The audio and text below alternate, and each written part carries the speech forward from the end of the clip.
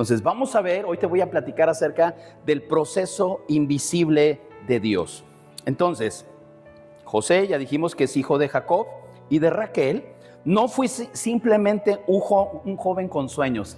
¿Se acuerdan? Algunos conocen a José como José el soñador. Hasta hay una película, una obra de teatro también de eso. Así conocemos. ¿Por qué? Porque él interpretaba sueños.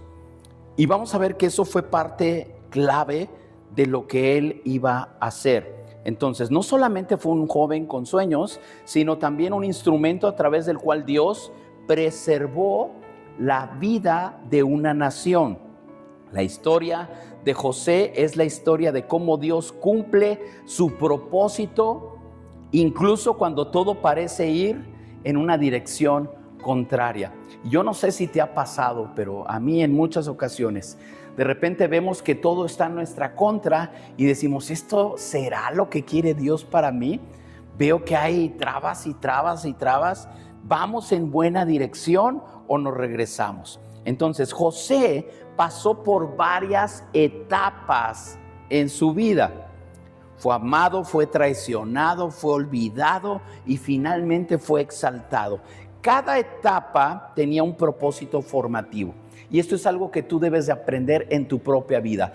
Cada etapa que atravesamos tiene un propósito formativo, tiene el propósito de generar algo en nosotros, tiene el propósito de forjar nuestro carácter, de pulirnos para que entonces podamos cumplir nuestro propósito eterno. Dios nos ha hecho para algo, pero así como nos encontró, a veces necesitamos una pulidita, ¿verdad? Una restauradita para entonces poder cumplir nuestro propósito. Por eso es que cada etapa tiene esa función de formarnos, de forjar nuestro carácter. Y en cada etapa de lo que pasó José, la palabra de Dios nos revela algo del carácter de Dios y del proceso transformador en el creyente. Mira, si tú crees en Dios, tienes que pasar un proceso en Dios. Dios te va a usar, Dios te va a levantar, Dios te va a restaurar, porque podemos venir hechos pedazos delante de Dios y Dios nos restaura. Esos son procesos. No todos llegamos igual, de la misma manera, delante de Dios. Entonces, te voy a leer unos versículos ahí en Génesis 37 y te voy a leer del 5 al 11 en la NTV. Tú puedes ir siguiendo esta lectura, Génesis 35 del 5 al 11. Presta atención a esta historia. Una noche, José tuvo un sueño y cuando se lo contó a sus hermanos, lo odiaron más que nunca. Escuchen este sueño, les dijo. Resulta que estábamos en el campo atando gavillas de grano. De repente mi gavilla se levantó y las gavillas de ustedes se juntaron alrededor de la mía y se inclinaron ante ella. Sus hermanos respondieron: ¿así que crees que serás nuestro rey, no es verdad? ¿De veras piensas que reinarás sobre nosotros? Así que lo odiaron aún más debido a sus sueños y a la forma en que los contaba. Al poco tiempo, José tuvo otro sueño y de nuevo se lo contó a sus hermanos. Escuchen, tuve otro sueño, les dijo. El sol, la luna y 11 estrellas se inclinaban ante mí. Esta vez le contó el sueño a su padre, además de sus hermanos, pero su padre lo reprendió. ¿Qué clase de sueño es ese?, le preguntó. ¿Acaso tu madre, tus hermanos y yo llegaremos a postrarnos delante de ti? Sin embargo, mientras los hermanos de José tenían celos de él, su padre estaba intrigado por el significado de los sueños. Moraleja, no andes contando tus sueños a cualquiera, ¿verdad? A veces hay que pedirle a Dios esa sabiduría. Entonces, José tiene sueños auténticos. Ojo con esto. pero los comparte sin discernir el propósito o la clave de esos sueños. Él simplemente, y se los dice a quienes iban a ser aludidos. Pues obvio que iban a reaccionar mal. Si alguien dice, soñé contigo, que te iba mal y que, ¿no? Y que a mí me iba a ir mejor que a ti, pues como que no es agradable, ¿verdad? Entonces, vemos a un José joven con una revelación divina, pero aquí todavía José no había desarrollado bien su carácter. Él no había desarrollado bien su carácter. Por eso Dios le muestra el destino, lo que iba a pasar, Él se lo muestra, pero no le muestra el proceso. Simplemente se va hasta el final lo que iba a pasar con sus hermanos y con él, pero no le revela lo que iba a pasar en el inter. Sus hermanos, por otro lado, representan reacciones humanas ante la gracia ajena. O sea, al que le iba a ir bien era a José. Pero Rubén se ve ahí inestable en el verso 21, quiere quedar bien con todos. Judá, el calculador, busca obtener provecho. Los demás, la mayoría, estaban consumidos simplemente por la envidia. Incluso hasta el papá, también Jacob ahí, oye, ¿cómo? Nosotros nos vamos a inclinar ante ti. Entonces, muchos quieren el sueño, muchos quieren el resultado, pero no aceptan el proceso. Aquí todavía él no sabía el proceso, pero eso es una enseñanza para nosotros. Dios a veces nos da destellos, vislumbres de lo que hará, no para inflar nuestro ego, sino para que pueda despertar en nosotros esperanza. Dios va a hacer algo bueno en ti. Dios va a hacer algo bueno en ti. Y tenemos que creerlo de esa manera. Va a haber procesos, va a haber enseñanza, va a haber dificultades, tal vez sí, pero ese es el plan de Dios para nosotros. Entonces tenemos que avanzar con el plan de Dios. Al siguiente punto. Entonces ya hablamos que aquí todavía José no tenía un carácter desarrollado, y eso fue lo que se vio. Y empieza el proceso. No voy a poder leer toda la historia, pero tú te acuerdas lo que pasó. A José, por ser hijo de Raquel, pues su papá lo quería demasiado. ¿Se acuerdan que él tenía una túnica de colores? Ahorita vamos a ver lo que significa esa túnica. Pero te voy a leer estos versículos ahí mismo en el capítulo 37, los versos 23 al 27. Dice así, Génesis 37, 23 al 27. Entonces, cuando llegó José, sus hermanos le quitaron la hermosa túnica que llevaba puesta. Después lo agarraron y lo tiraron en la cisterna. Resulta que la cisterna estaba vacía, no tenía nada de agua adentro. Luego, justo cuando se sentaron a comer, levantaron la vista y vieron a la distancia una caravana de camellos que venía acercándose. Era un grupo de mercaderes ismaelitas que transportaban goma de resina, bálsamo y resinas aromáticas desde Galaad hasta Egipto. Judá dijo a sus hermanos: ¿qué ganaremos con matar a nuestro hermano? Tendríamos que encubrir el crimen. En lugar de hacerle daño, vendámoslo a esos mercaderes ismaelitas. Después de esto, es nuestro hermano, de nuestra misma sangre. Así que sus hermanos estuvieron de acuerdo. Fíjense hasta dónde llegó. No solamente era la envidia que tenían sobre José, sino que llegaron a más. Dijeron: ahora es cuando está José aquí con nosotros, quítenle la túnica, esa que le había regalado su papá, una túnica de colores, y lo avientan en un foso, en una cisterna vacía, y después lo venden. La túnica de colores simboliza el favor y la distinción. Entonces, en esta etapa de la cisterna, del foso, es cuando parece que el favor se siente como abandono. Él era favorito de su papá, favorecido y esa túnica representaba precisamente favor y distinción. Pero Dios permite que le sea quitada. Y yo sé que esto a veces va a chocar en tu mente. ¿La túnica para José representaba algo bueno, sí o no? ¿Por qué entonces Dios permite que se la quite? Aceptamos que nos han quitado cosas malas de nuestra vida. Eso sí, que se vaya.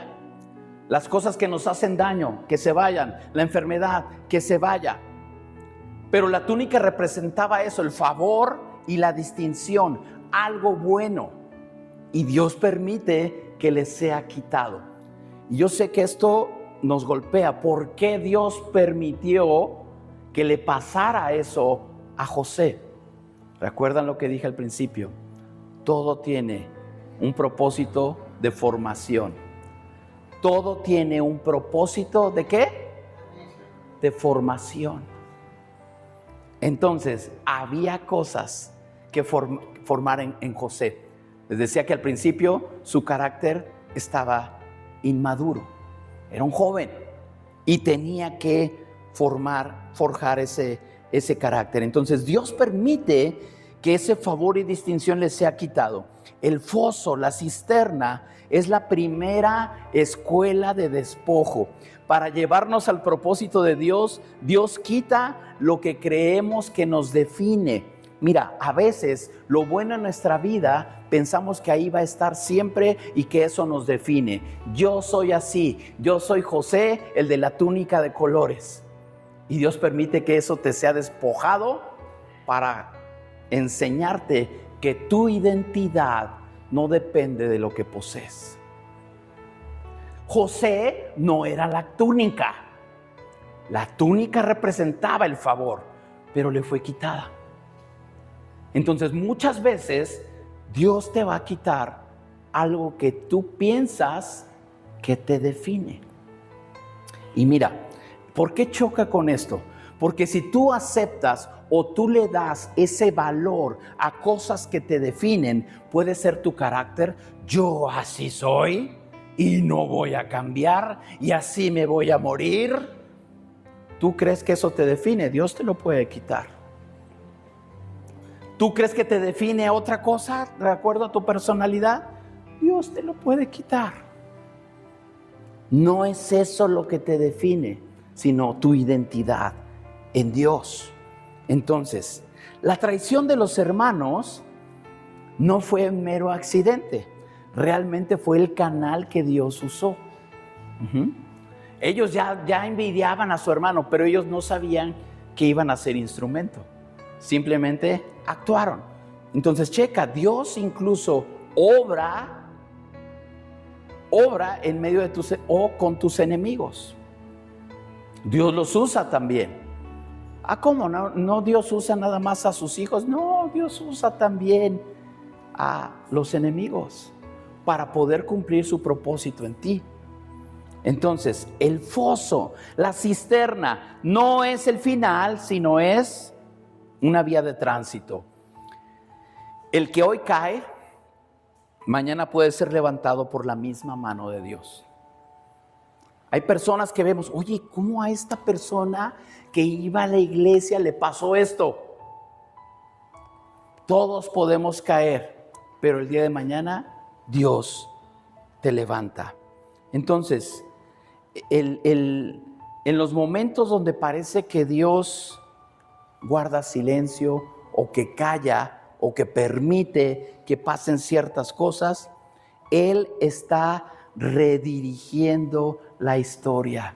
Esto te va a pasar, si te fue quitado esto, pero aquí yo estoy acomodando para que tu propósito sea cumplido. Obvio, me van a decir, suena fácil. Sí, en el inter, ¿verdad? En el camino, durante la tormenta, no es fácil distinguirlo. Porque ves que las cosas malas llegan y dicen, y lo primero, ¿por qué? Dios, ¿no que eres amor? ¿No que me amas tanto, Señor? ¿Y por qué permites que pase esto? Él redirige la historia.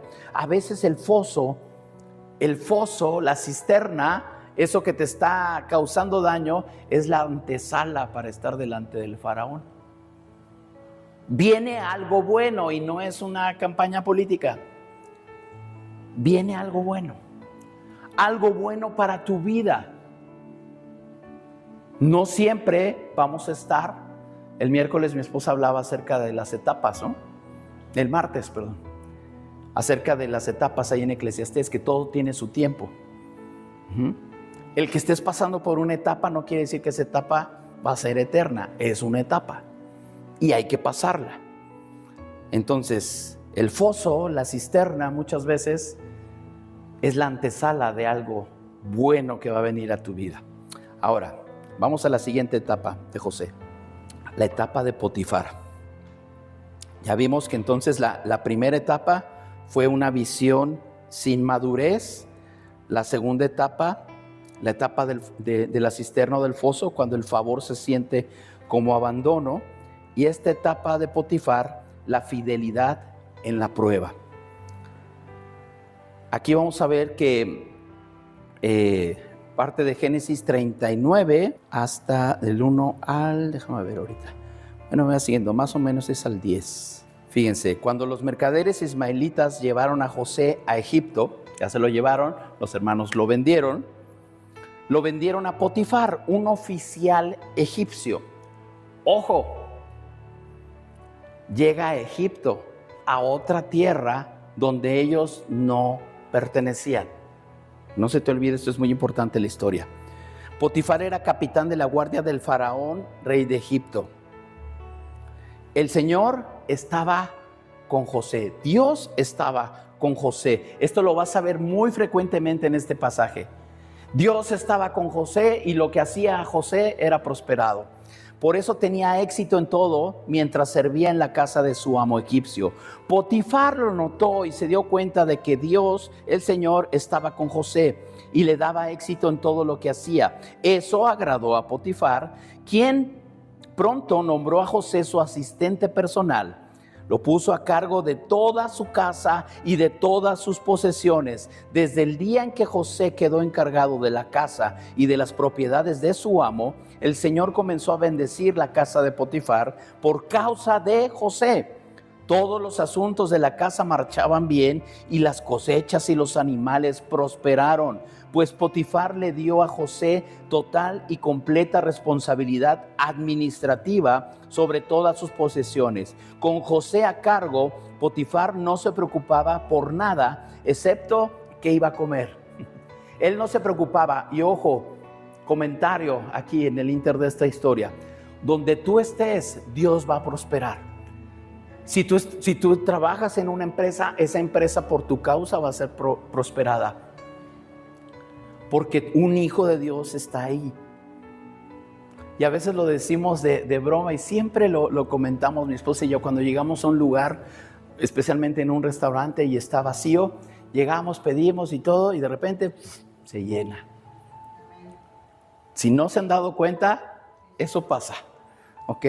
Entonces, donde José estaba, prosperaba. Y eso Potifar, miren, Potifar no era tonto, ¿verdad? Dijo, a ver, todo lo voy a poner a cargo de José. Entonces, José dice aquí, ojo, la descripción de José dice que era un joven muy apuesto y bien fornido. Y la esposa de Potifar pronto comenzó a mirarlo con deseos sexuales. Ay, la esposa de Potifar.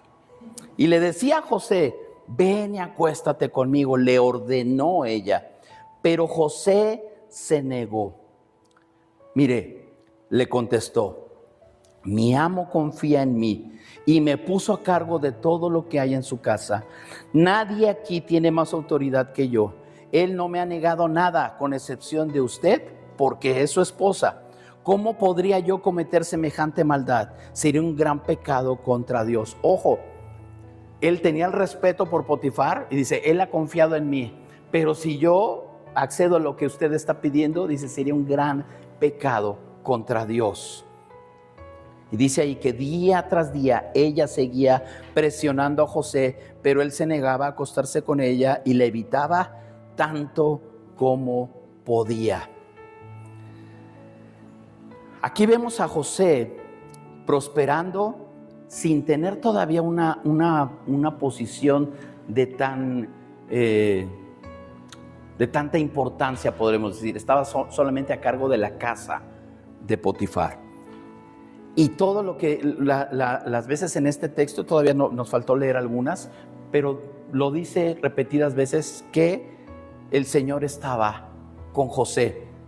Dios no necesita cambiar tu entorno para manifestar su favor. Lo hace en medio del entorno en el que estás. Es decir, Dios te va a bendecir donde quiera que tú estés.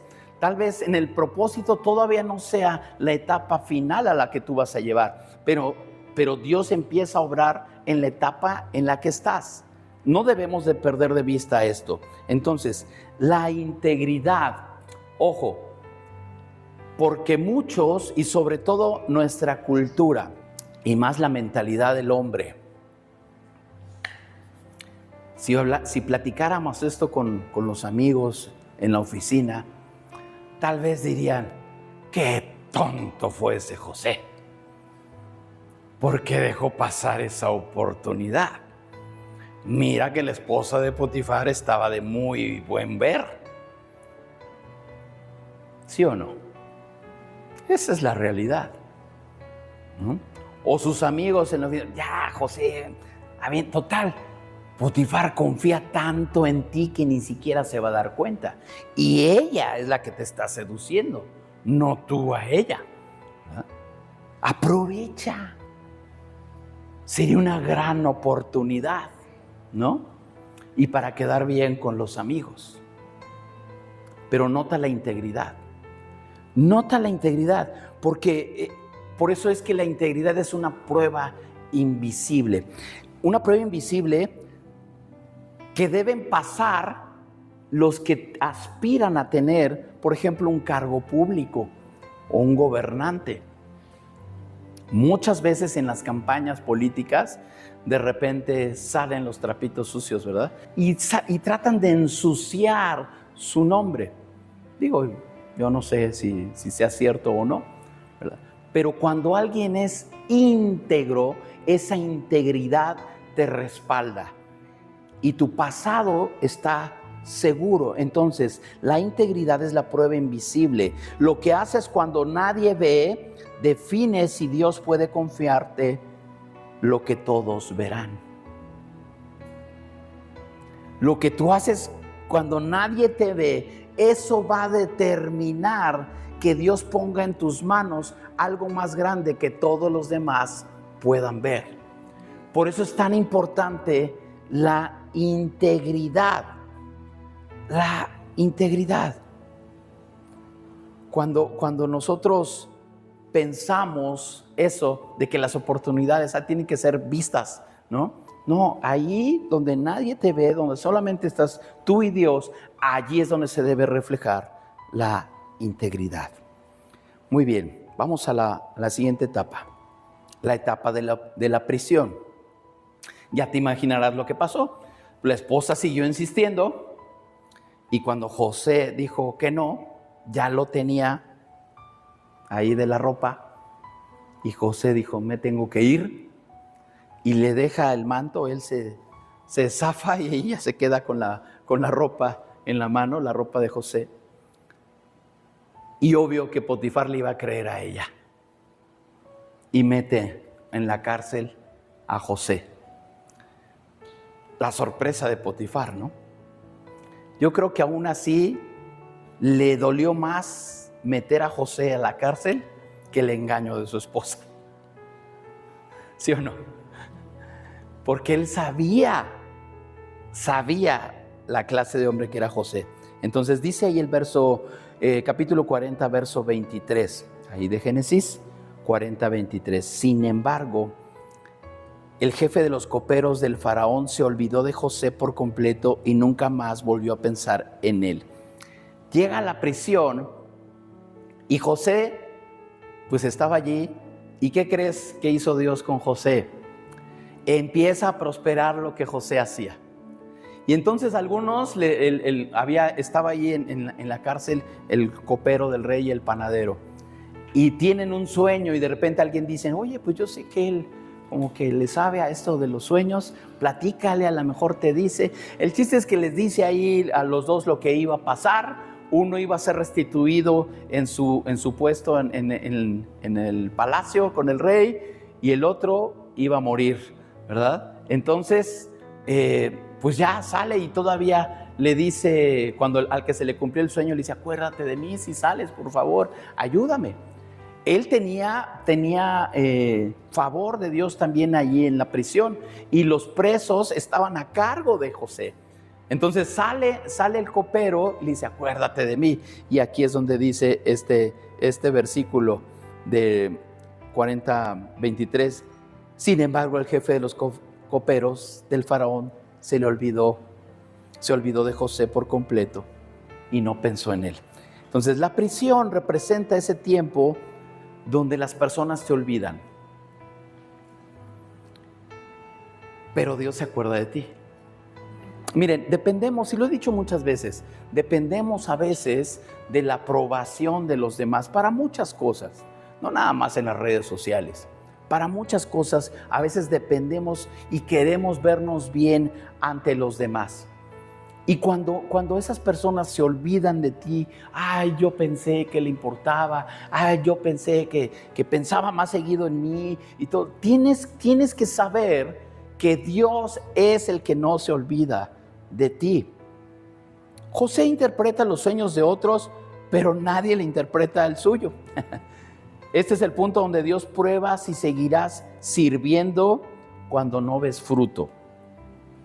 A veces estamos trabajando y no vemos qué va a pasar. Estamos haciendo las cosas para Dios y decimos, ¿y qué pasó, Dios? ¿Cuándo me toca? ¿Cuándo viene la bendición? Cuando sirves desde el anonimato, Dios te está preparando para liderar en la exposición. El carácter se forja en la oscuridad, no en la plataforma. Bueno, aquí no tenemos plataforma, ¿verdad? Pero desde aquí hay personas que quieren el micrófono. Yo quiero predicar, pastor, yo quiero hacer esto, mire, yo quiero hacer... Espérate. Dice Mateo, ¿no? Mateo 25. Bien, buen siervo y fiel. Sobre poco has sido fiel, sobre mucho te pondré. ¿Lo quieres buscar? Es 25:23. Mateo 25:23. Si tú quieres hacer algo grande para Dios, empieza en lo poco. No te debe de dar miedo, pena, vergüenza. Entonces dice, el amo dijo, bien hecho mi buen siervo fiel, has sido fiel en administrar esta pequeña cantidad, así que ahora te daré mucho más responsabilidades. La versión 60 es la que dice, bien, buen siervo y fiel, sobre poco has sido fiel, sobre mucho te pondré. No minimices lo que estás haciendo, Dios te puede dar algo mayor. El servicio a Dios viene desde el anonimato. Señor, esto lo hago para ti, no para quedar bien con nadie. Así debe de ser. José empezó a interpretar los sueños y dijo, si te acuerdas de mí, pero se le olvidó algo. Ya estando afuera, ¿qué me voy a acordar del José? ¿Verdad? Ya cuando estaba ante Faraón. Esta es la siguiente etapa, la etapa del palacio, el propósito revelado. Aquí vamos a ver, esto lo abarca desde el capítulo 41 al 50. Mira lo que dice ahí en el capítulo 45, verso 8, si me lo puedes poner. Dice, Génesis 45, 8. Por lo tanto fue Dios quien me envió a este lugar y no ustedes. ¿Qué pasó? Dios le dio favor a José y Faraón lo puso, lo mismo que pasó en la casa de Potifar, sucedió en el palacio del Faraón. Dios estaba con José y todo lo que José hizo prosperó, y Faraón le dijo, necesito a este joven conmigo. Faraón tuvo sueños que nadie le podía interpretar y dice que soñó con 7 vacas gordas y luego 7 vacas flacas, y dice, ¿qué es esto? ¿Qué significa? Y José le da la interpretación de que iban a venir 7 años de abundancia, pero después iban a venir 7 años de austeridad, de sequía, de hambre. Cuando él platica esto y Faraón dice, ¿tú sabes esto?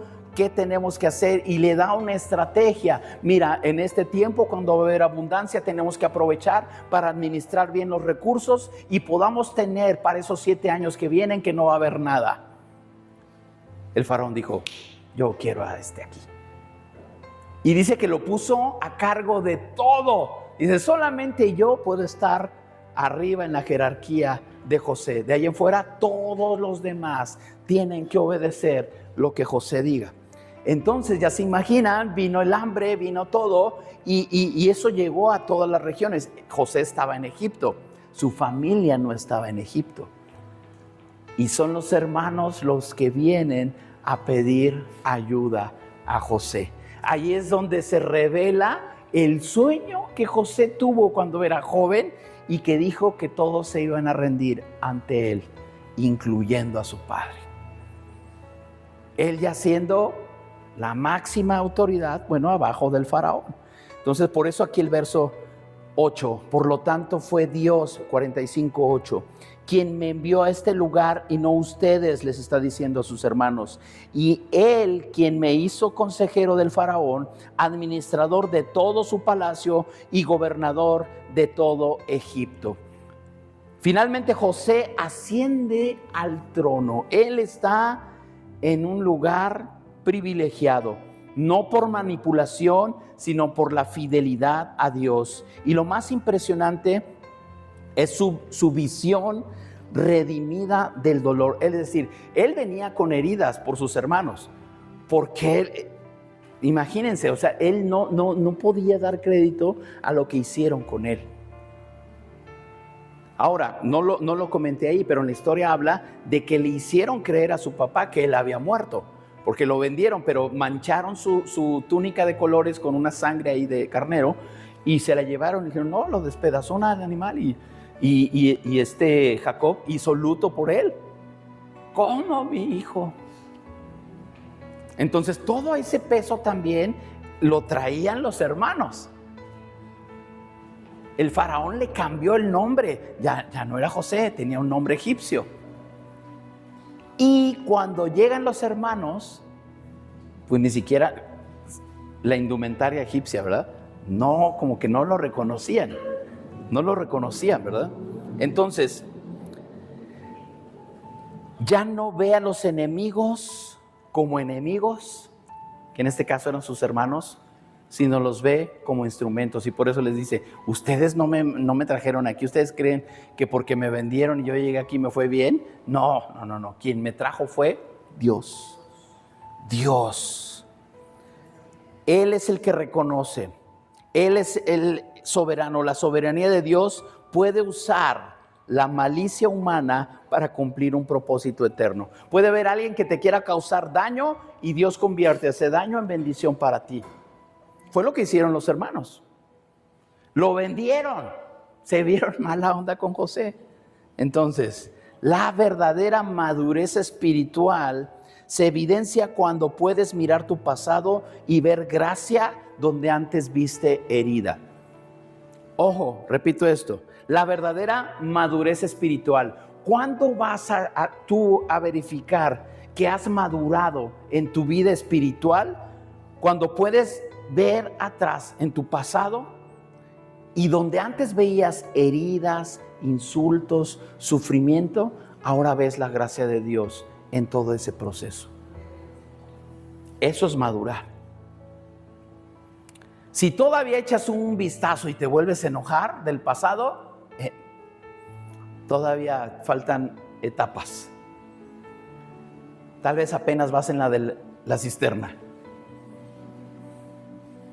Dios seguirá revelando. Entonces, el proceso tal vez es invisible, ¿verdad?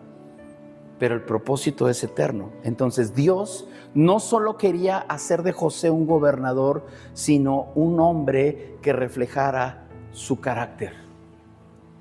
Tuvo que pulir a José en ese proceso. Entonces, en el sueño, Dios le mostró su destino. Cuando lo que él le dijo a sus hermanos, ahí Dios ya le estaba dando el destino: tú vas a ser gobernante y los demás se van a inclinar delante de ti. Allí ya estaba el destino de José. En la etapa de la cisterna, ahí le enseñó a depender de él. Él no podía hacer nada y solamente confiar en Dios. En la casa de Potifar le enseñó la fidelidad. Si él se mantenía fiel a sus principios y a sus valores, Dios lo iba a bendecir. En la prisión le enseñó la paciencia, porque después de que salió el copero del rey, le dijo: ¿te acuerdas de mí cuando estés afuera? Pasaron 2 años más. Ahí él aprendió a base de la paciencia, y en el palacio aprendió la misericordia, porque muy bien él pudo haber fabricado una venganza contra sus hermanos. Sin embargo, trajo a toda su familia a Egipto. Ayudó a todos. Entonces, cada etapa revela un aspecto del carácter de Dios que debe de ser aplicado a nosotros también. Cierro con esta frase: el proceso no cancela el propósito, lo confirma.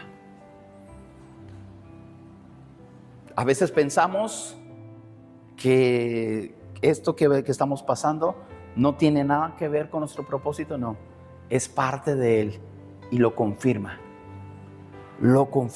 Así que cuando tú te sientas que estás como José en una cisterna, cuando te sientas que estás olvidado en una prisión, cuando te sientas que ya nadie se acuerda de ti, Dios está haciendo algo. Ahora, no nada más, ojo con esto, no nada más se trata que lo sepas, se trata que lo vivas. Puedes saber cada etapa. Ay, sí, yo he leído 800,000 veces la historia de José, sí, pero cuando tú estás en el foso no sabes qué hacer. ¿De qué te sirve saberte? Ay, sí, ay, ¿cómo no aguantó José con la esposa, ay, la mujer de Potifar? Sí, pero cuando estás ahí, tú caes en pecado de infidelidad. ¿De qué te sirve? Entonces, no nada más es saberlo, tienes que vivirlo. Porque entonces cada etapa en tu vida irá forjando tu carácter. Y entonces Dios te empieza a ver como José. Sí, hijo, ahorita fuiste despojado de tu túnica. Sí, yo sé que no tienes nada. Sí, yo sé que estás pensando que no vales nada, pero yo tengo un plan, un propósito para ti. Tienes que pasar varias etapas. Vas a pasar también por prisión. Vas a pasar por el olvido, por el desprecio. Nadie va a dar un peso por ti, pero tú vas a llegar a ser gobernador de Egipto.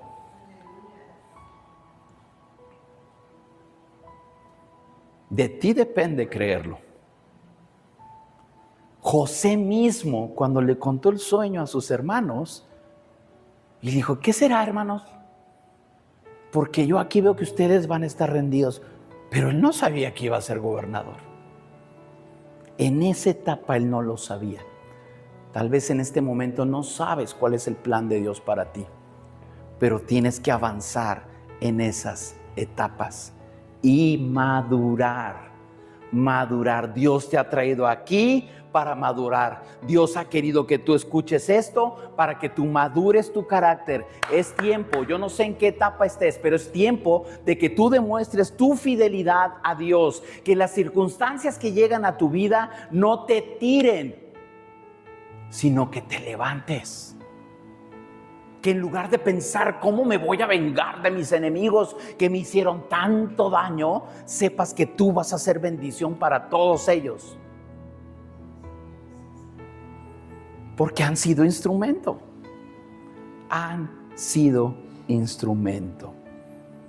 Cierra tus ojos, vamos a orar.